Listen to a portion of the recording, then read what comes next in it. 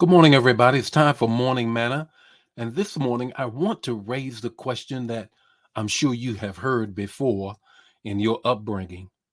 Boy, girl, are you beside yourself? Are you beside yourself? I mean, you've ever been in a response to your parents telling you this or that, and because of your reaction was not conducive for the moment, their response to you was, "Are you beside yourself?" In other words, you better get it together.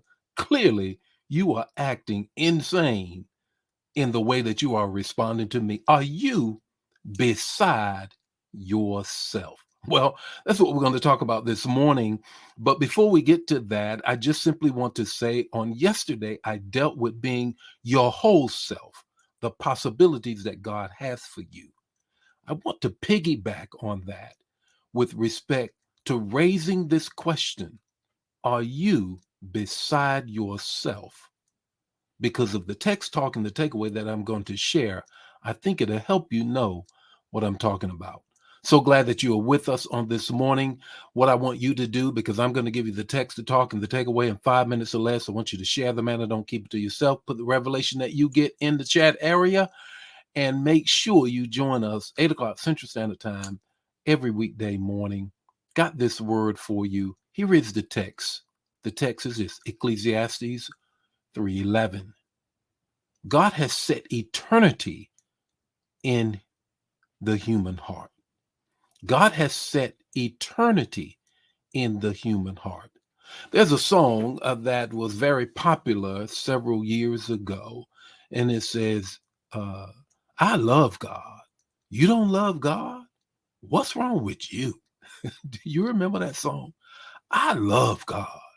You don't love God? What's wrong with you? Well, the song raised this question that to love God is so human. It is so obvious. It is so matter of fact that it is something that you should do without any question.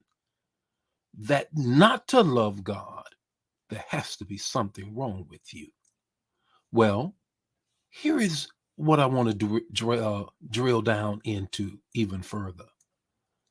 When eternity has been placed in your heart, in the human heart by God, that means his love is there as well.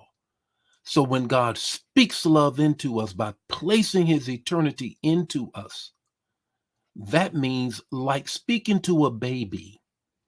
We coo, we caw, we say all manner of little baby talk to the baby, and the baby responds. He says, you love me because I first love you.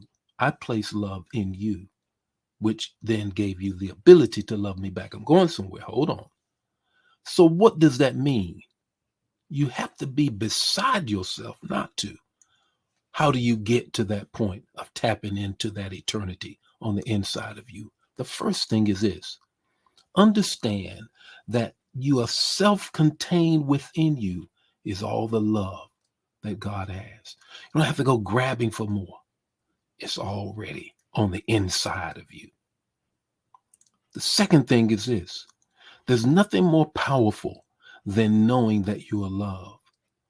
Therein lies the security to act, the certainty to act, the certainty to act. Psychologists tell us and family counselors tell us that more often than not, what we do is flip it. We get it wrong. We try to make sure the children are stable and the marriage can wait. But they say that it is far better to make sure the marriage is stable because the children will feed off the stability of the marriage. It gives them certainty and security to act. So it is with us and God. When we know and tap into the self-contained love that he gave us from the very beginning, I can now operate with the certainty of not worrying about you rejecting my actions or somehow or another denying me or disregarding me. The third thing is this: it causes me also to bring out the social aspect of who I am through connecting with others. You can't tell me that if love is in your heart, then to a point you can't be bothered with anybody else. The devil is a liar. The more you have love on the inside, the more you want to connect with others. What's your takeaway this morning? Your takeaway is this: his eternity and eternal love is within. Embrace it. The eternal love of God is on the inside of you. Embrace it. And remember that song. I love God. You don't love God? What's wrong with you? The Lord bless you, keep you. May his face shine upon you and give you peace. Share the man. If it bless you, bless somebody else. Share it. I'll see you tomorrow morning with more Morning Manna.